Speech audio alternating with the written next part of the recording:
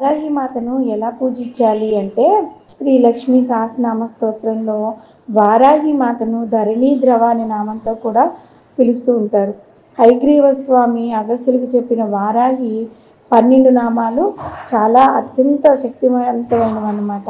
పంచమి, సమయ సంకేత, దండనాథ, వారాహి, సంకేత, పోత్రిని, శివ, మహాసేన, వార్తాళి, అరిగ్ని, ఆజ్ఞా చక్రేశ్వరి ఈ 12 నామాలతో అమ్మవారిని పూజిస్తే కనీసం 11 సార్లు పఠిస్తే అద్భుతమైన ఫలితాలను పొందొచ్చు అన్నమాట.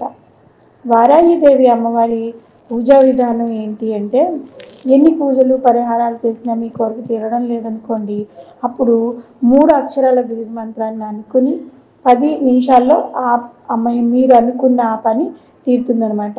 ఆ 3 అక్షరాల బీజ మంత్రం ఏంటి అంటే ఐం క్లీం సో.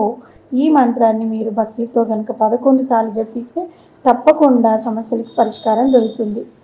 అమ్మవారి ఏదో ఒక రూపంలో మీ సమస్యను తొలగిస్తుంది.